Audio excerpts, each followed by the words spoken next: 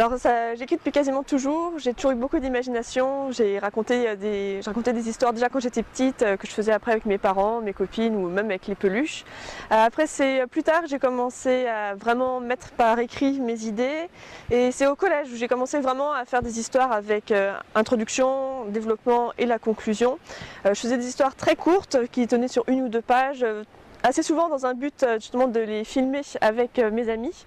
Et puis au bout d'un moment, c'était pas suffisant, je voulais écrire des histoires de plus en plus longues, donc je suis passée aux nouvelles pendant le collège, où là c'était vraiment des histoires plus longues de 10-30 pages. Et là ça fait une dizaine d'années que je suis vraiment passée au roman en tant que tel, avec en particulier Insieme per Sempre. Mais voilà, je continue d'écrire à côté d'autres choses, que ce soit des romans ou d'autres choses, même sur des blogs ou des choses comme ça, mais principalement de la fiction.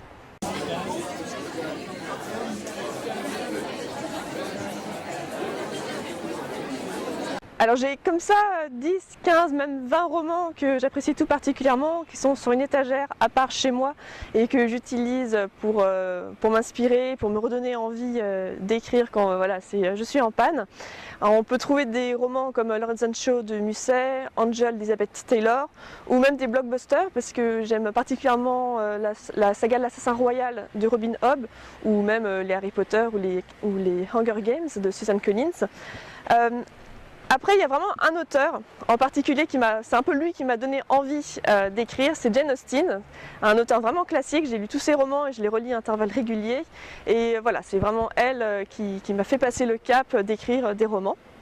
Après, sinon, en fonction des histoires que j'écris, des thèmes que j'aborde, j'aime bien justement prendre des œuvres vraiment très larges sur le sujet, écrites par des anglo-saxons, par des français, pour voir comment eux, ils ont abordé le thème et voir justement si mes idées ne sont pas trop classiques et si elles n'ont pas été déjà faites. Ce qui m'arrive parfois, j'ai une idée, je pense qu'elle est originale et en fait on me dit que il avait été déjà fait dans un jeu vidéo ou dans un film. C'est pour ça aussi que du coup après j'ai un entourage hétéroclite qui me permet d'éviter ça et qui me donne aussi les nouveaux livres à lire.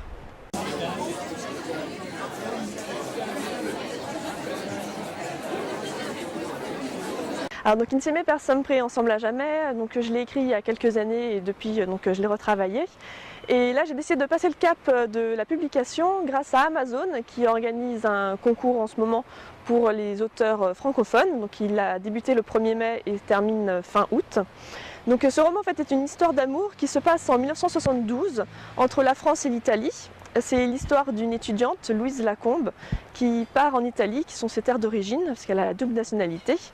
Et au début, ce voyage était censé être son dernier voyage. Elle ne voulait jamais en revenir pour se suicider, hein, on fait simple. Mais finalement, voilà, en France, elle a rencontré un charmant jeune homme avec qui elle s'entend bien, tout se passe bien. Et puis le jour de son arrivée en Italie, il lui apprend par lettre qu'il rompt avec elle. Et du coup, ses anciens projets reviennent et la falaise l'attend. Donc voilà, c'est une histoire qui se passe donc entre la France et l'Italie en 72, juste sur quelques mois. Ça se passe grosso modo de janvier à mai. Et donc ça suit l'histoire de Louise, de ses projets, de ce qu'elle va faire. Et voilà, avec 2 parties, une partie sur la France, une partie sur l'Italie.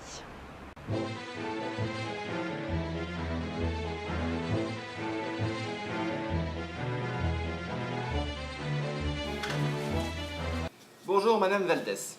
Professeur, pourquoi vous l'appelez madame alors qu'il s'appelle Sam?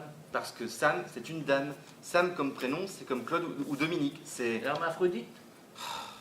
Bon, Madame Valdès, professeur Jean-Théodule Bloquin de l'Université du Temps Occupé. Ouais. Occupé par les avions papier. Et voici Martin que les fidèles de Toonen TV connaissent déjà. Figurez-vous qu'on me l'a confié pour que je l'initie à la lecture. Professeur, vous voulez voir mon avion papier? Oh, tu en as déjà fait 40 depuis ce matin. Oui, mais celui-là, il s'écrase dans les immeubles. Oh, c'est plus résistant que le World Trade Center. On pourrait pas aller faire des essais à New York? Bon, Madame Valdès, au vu des qualités exceptionnelles de votre ouvrage, je pensais qu'il me serait d'un précieux secours pour initier Martin à la lecture. Le résultat est assez mitigé puisque ce gamin n'a rien trouvé de mieux à faire que de massacrer mon exemplaire pour faire des avions en papier. Non, mais pas seulement des avions, c'est aussi des bateaux. C'est pour naviguer dans Paris en cas d'inondation. Bon, donc Madame Valdès, si vous pouviez m'envoyer un autre exemplaire, vous n'obligeriez pas ce faisant un ingrat. recommandé de préférence parce que sinon, ce gamin serait capable de mettre la main dessus et de me le massacrer une nouvelle fois. Professeur, vous pouvez pas aller dans une bibliothèque, il me reste plus de papier. Putain, c'est pas gagné. Bon, merci d'avance, Madame Valdès. Ouais. Salut Sam.